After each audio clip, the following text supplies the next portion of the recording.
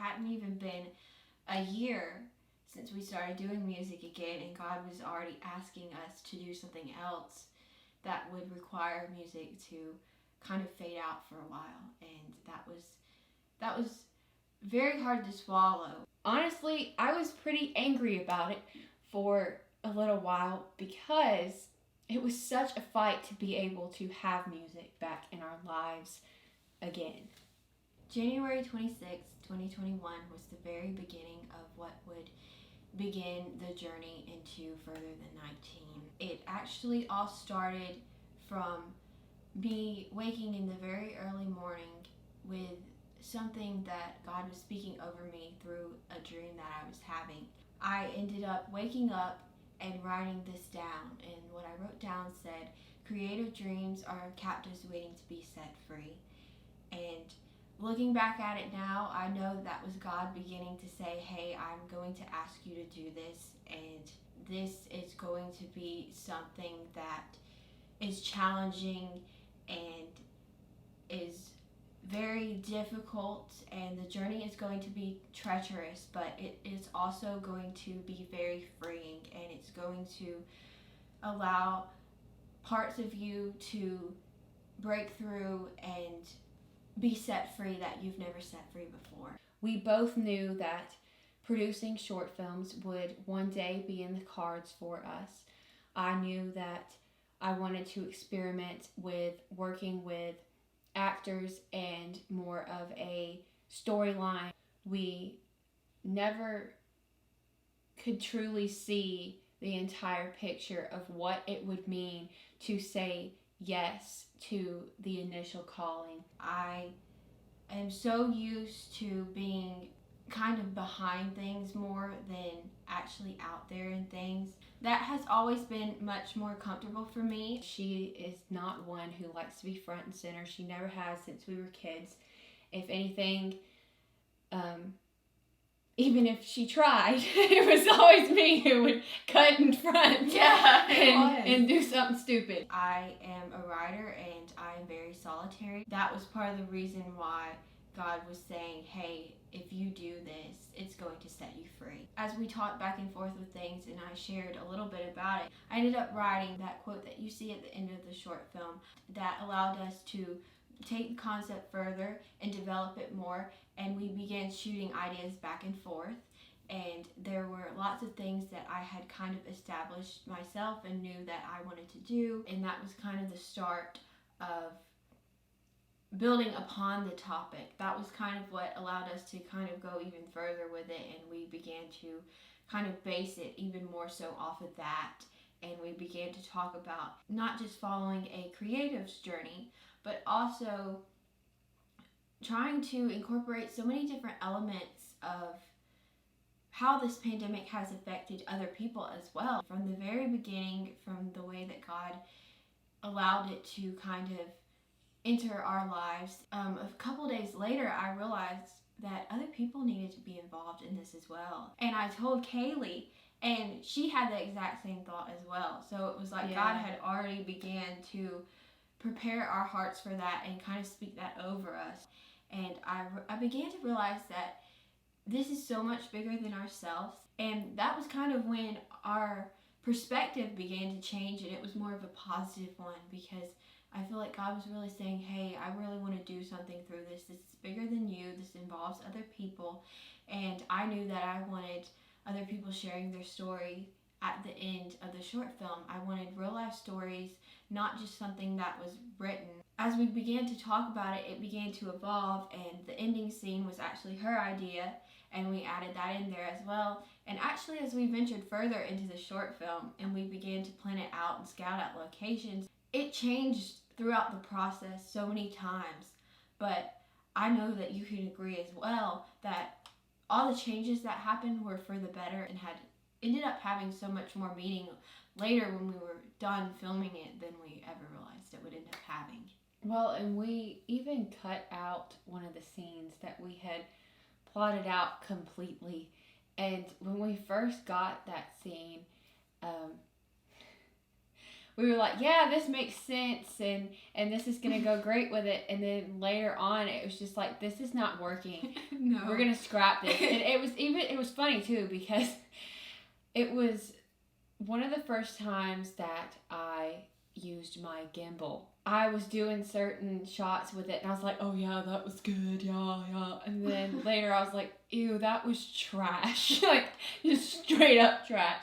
So I wasn't brokenhearted over it that we lost that scene. At first, it was a little bit irritating that things were not working out and things were continually being changed. But as I began to adapt to that, it actually became kind of intriguing and exciting, because it was like, well, this coming out of this is actually going to make this a better film. This that is happening, the whole process of actually developing something while you're producing it, that I had never really experienced that before. I always had things well developed before they actually go anywhere. So it was really cool to see how creatively, how quick you could be on your feet, and how sometimes not having things fully developed is very beneficial, because it opens the window for changes. It's a make or break moment. You have to either go for it or it's gonna crash and burn.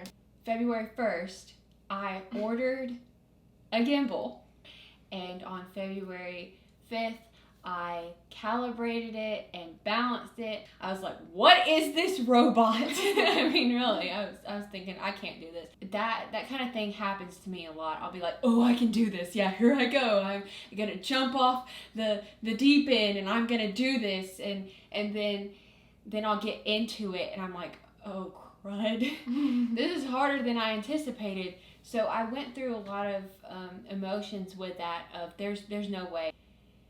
Following that week, we began filming the bathroom scene, and later on did the bedroom and desk scene. All of that was shot handheld, but at the same time, I was trying to practice and learn my gimbal. Yeah, it was so funny, because we would literally like go outside in our backyard or in the front yard or on the driveway, and she would practice. Like, I would have to walk around and stuff while she practiced, because we had to prep. She had to prep and get ready before we could actually go out and on location. And even when we went out and started filming, she was still learning with the gimbal. That's why some of the scenes were cut, because it was like, well, I didn't know what I was doing. We're not going to use this anymore, because it doesn't really add to the plot. It's not really doing anything for the story. And then once I learned and it's more, Then once I learned more, I was like, that was a trash shot. It was taking away from the other scenes, because it just didn't blend right. But that was so intimidating to step into this short film and purchase a gimbal specifically for this, not having any experience prior to this, and it was really oh no, what have I done? I can't pull this off. Yeah, well, we had so many odds stacked against us. It was kind of a challenge, because we knew it was going to require a lot of self-sacrifice, and in the beginning, we weren't so willing to give that up, honestly, and it took a lot of prayer and really asking God to direct our focus into what He wanted to do instead of what we were kind of hoping and wanting to do in the year of 2021. There were parts of me that wanted to do it. There were parts of me that was ready to screenwrite. There were parts of me that was wanting to act, and that was something that I always kind of wanted to do, but I had never actually done it seriously, and I was kind of afraid. I was actually afraid of doing it. There's always been this little part of me that wanted to try that and try my hand at that, but it was something that I knew that God was going to ask of me to do in the future, and there were different goals and dreams that I had within some other things that would maybe involve that later. So the start of doing this and taking this on meant, hey, I'm going to get to find out early if this is in the cards for me, if I can act or not.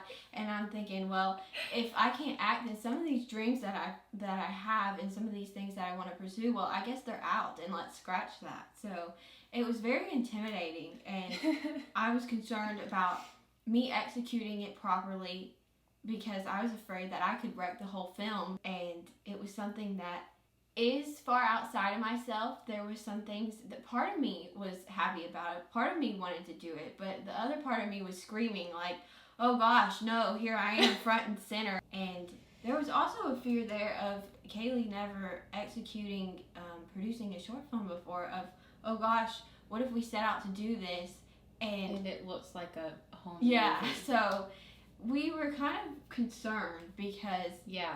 we had no idea what we were doing going into this.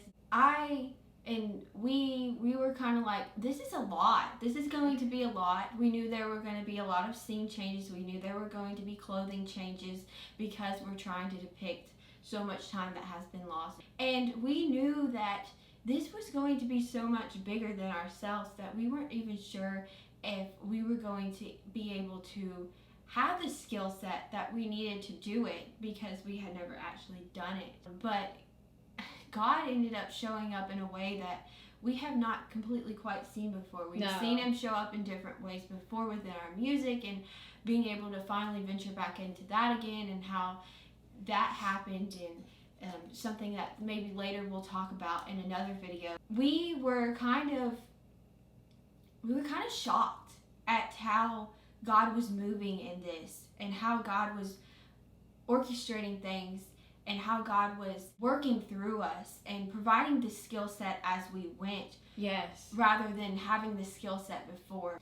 So doing further than 19 and walking through that and journeying into it completely, having to rely on God and asking Him to shape our hearts for it, and to build upon us this idea that this is what God wants, this is God's work, this is not anything about us.